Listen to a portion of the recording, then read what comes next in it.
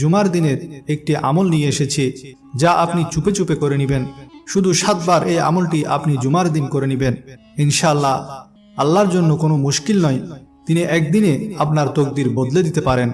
আপনার নসিব, আপনার কিসমত আল্লাহ তাআলা বদলে দিতে পারেন। যদি আপনি পুরা ইয়াকিনের সাথে আর পূর্ণ ভরসার সাথে এই আমল করে নেন, ইনশাআল্লাহ আপনার তকদির বদলে যাবে। হাদিসে পাকের মফহুম, হুজুর আকদাস সাল্লাল্লাহু আলাইহি ওয়াসাল্লাম ফরমায়েছেন, রজব আল্লাহ তাআলার মাস, শাবান আমার মাস, আর রমজান আমার উম্মতের মাস। যদি আপনি ওজিফা করতে করতে ক্লান্ত হয়ে যান, তাসবিহ পড়তে পড়তে ক্লান্ত হয়ে যান, আর আপনার হাজাত আর মকসদ পূরণ না হয়, আপনার কামিয়াবি না মিলে, তাহলে এই আমলটি করুন আর একে জারি রাখুন। ইনশাআল্লাহ আপনি কামিয়াব হবেন। আল্লাহর জাত থেকে হতাশ হওয়া উচিত নয়, কেননা আল্লাহর পক্ষ থেকে রহমত আসতে দেরি হতে পারে, কিন্তু রহমত আসবেই আসবে। যতই তওবা ইস্তেগফার করুন না কেন, তা কম হবে। মনে রাখবেন, আমাদের গুনাহই বেশিরভাগ আমাদের আশা পূরণে বাধার কারণ। সেজন্য উচিত গুনাহ থেকে ক্ষমা প্রার্থনা করা, বেশি বেশি তওবা করা। আর তার সাথে এটাও চিন্তা করা উচিত, যখন আমরা হারাম খাচ্ছি, আমাদের শরীরে হারাম মালের পোশাক আছে, আর আমরা আমাদের বাচ্চাদের হারাম খাওয়াচ্ছি, তাহলে আমাদের দোয়া কিভাবে কবুল হতে পারে? সেজন্য জরুরি হলো নিজের হিসাব কিতাব করা। আমার পক্ষ থেকে কোনো এমন কাজ হচ্ছে কিনা যার কারণে আমার দোয়াসমূহ কবুল হচ্ছে না আর আমার কাজ পূর্ণ হচ্ছে না। মনে রাখবেন, দোয়া কখনো বৃথা যায় না।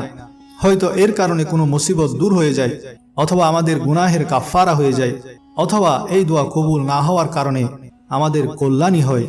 কেননা রব্বে তাআলা ভালো জানেন আমাদের জন্য কি ভালো আর কি মন্দ। আমাদের শুধু আল্লাহর কাছে চাইতে থাকা উচিত। প্রিয় ভাই ও বোনেরা, জুমার দিন আপনি কোন আমলটি করবেন, যা আপনি 7 বার করবেন, এই বিষয়ই পরিপূর্ণ জানার জন্য আপনার কাছে ইলতেমাস হলো এই আলোচনাটি শেষ পর্যন্ত অবশ্যই শুনবেন। খুবই ছোট আমল, যা করতে আপনার কয়েক সেকেন্ড সময় লাগবে, কিন্তু তাসিরের দিক থেকে এই আমল খুবই পাওয়ারফুল। মনে রাখবেন, বান্দা যদি আল্লাহকে 1 সেকেন্ডের জন্য স্মরণ করে, আল্লাহ তার বান্দার দিকে মোতাওয়াজ্জ হয়ে যান। উদাহরণস্বরূপ, যদি আল্লাহ শব্দটি উচ্চারণ করেন, তাতে মাত্র 1 সেকেন্ড সময় লাগে, কিন্তু এর জবাবে আল্লাহ বলেন, বলো হে আমার বান্দা, ফা ইন্নী করিব, আমি নিকটেই আছি, বলো তুমি কি চাও। একটি সময় আপনি এই আমলটি করে নিন। শুধু 7 বার আপনি এই আমলটি করবেন, অর্থাৎ এই কলমাটি শুধু 7 বার পড়বেন। জুমার দিন কোন সময় আমলটি করবেন, কিভাবে করবেন, শেষ পর্যন্ত শুনে বিস্তারিত নোট করে তারপর আমলটি করবেন। কলমাটি হলো সুবহানাল্লাহি ওয়ালহামদুলিল্লাহি ওয়ালা ইলাহা ইল্লাল্লাহু আল্লাহু আকবার। এরপর 2 হাত আসমানের দিকে তুলে নিজের জন্য চান আর নিজের প্রিয়জনের জন্য চান, যা ইচ্ছা চান। ইনশাআল্লাহ আপনি আপনার নসিবের ফয়সালা হতে দেখতে পাবেন। আপনি যে মকসদের জন্য এই আমলটি করবেন, ইনশাআল্লাহ পূরণ হয়ে যাবে। কোন সময় এই আমলটি করবেন তা একটু পরে বলছি, তার আগে মুসলিম শরীফের একটি হাদিস শুনুন।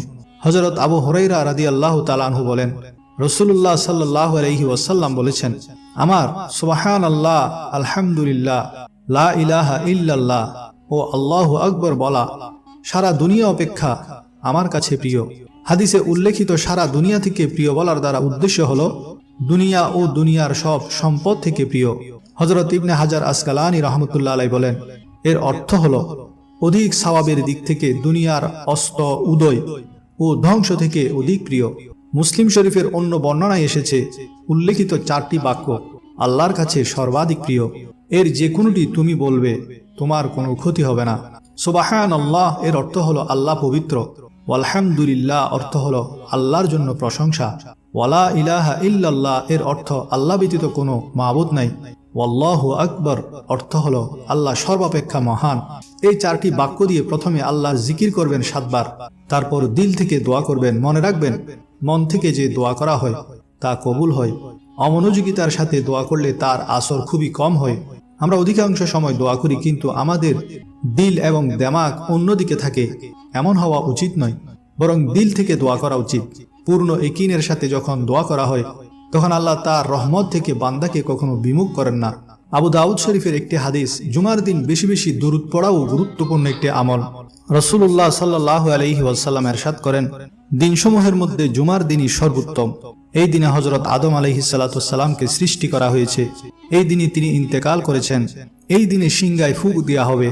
এই দিনে সব সৃষ্টিকে বেহুঁশ করা হবে। অতএব তোমরা এই দিনে আমার উপর বেশি বেশি দরুদ পড়ো, কেননা তোমাদের দরুদ আমার সম্মুখে পেশ করা হয়। দোয়া কবুলের অন্যতম দিন হলো জুমা। দোয়া কবুলের বিশেষ একটি মুহূর্তও রয়েছে জুমার দিন। জুমার দিন সূর্য উদয় হওয়ার পর দুনিয়ার মানুষ এবং জিন ব্যতীত প্রত্যেক প্রাণী কিয়ামতের ভয়ে আতঙ্কিত থাকে। জুমার দিনে এমন একটি বরকতময় সময় আছে যাতে মুসলিম বান্দা নামাজরত অবস্থায় আল্লাহর কাছে যা প্রার্থনা করবে আল্লাহ তাকে তা দান করবেন।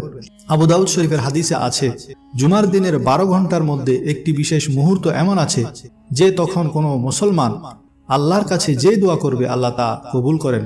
এই মর্যাদাবান মুহূর্তটি হলো জুমার দিন আসরের নামাজ আদায়ের পর থেকে মাগরিব পর্যন্ত। অতএব জুমার দিন আসরের পর বেশি বেশি দরুদ পড়বেন, তারপর 7 বার এই জিকিরটি করবেন, সুবহানাল্লাহি ওয়ালহামদুলিল্লাহি ওয়ালা ইলাহা ইল্লাল্লাহু আল্লাহু আকবার। তারপর আবার কিছুক্ষণ দরুদ পাঠ করবেন, এরপর দুহাত তুলে দোয়া করবেন। ইনশাআল্লাহ আপনার সব ইচ্ছা আল্লাহ পূরণ